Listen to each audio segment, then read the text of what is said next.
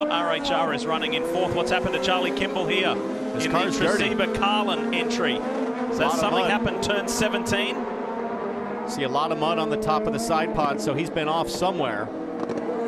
Ray Hall, yeah, broken front wing. Good, but your call. Yeah, he's got a broken front wing. He could probably run on that because you're not going super fast. It just depends if it's rubbing on the tire or not. Well, guys, when Charlie Kimball went off, we just missed that radio transmission where he thinks his front tie rods are broken, so he's going to be coming in, and we're getting ready to see a replay of exactly what happened here.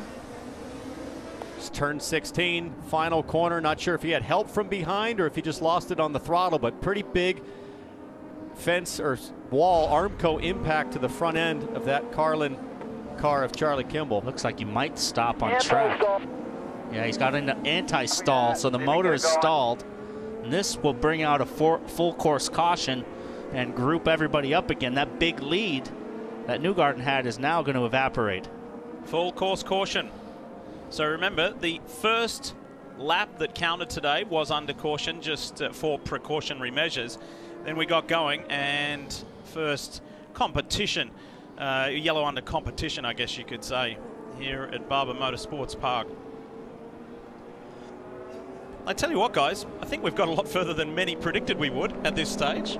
It was kind of a little more doom and gloom, and so to be now on the 12th lap of this 90-lap race, or 2 hour in duration, whichever comes first. And there, I just want to, while we have this tight shot here at Charlie Kimball's visor, you can just see the outline of an inner liner that keeps you from fogging up. But unfortunately for Charlie, he's got much bigger issues. The visor is great, but the rest of the car experiencing both electronic and some mechanical damage to the front end. But let's find out if Ed Jones might have had anything to do with Kimball here. He just goes out of frame there, and you can see he's right up under the back of Kimball, but gosh, it's hard to tell, Paul. I don't think we saw anything to suggest contact.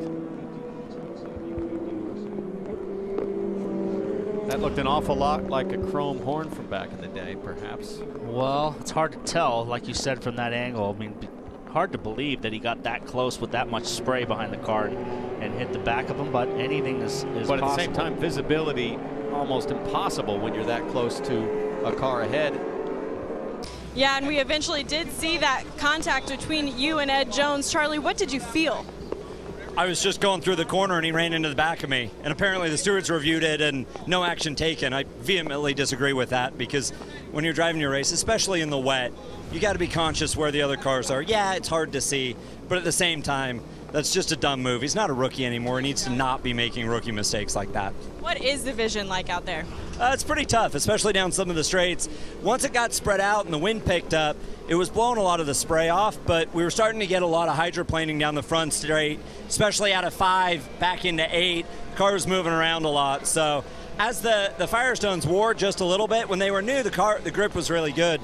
But with a little heavier rain, I think, and now especially under yellow, it'll puddle up a little more. I think on that restart you saw maybe Will get into the wall, and I totally understand it with the puddles on the front straight. I don't know what the other pit reporters are feeling, but on my end of pit lane, the rain is certainly coming down a lot harder now, guys.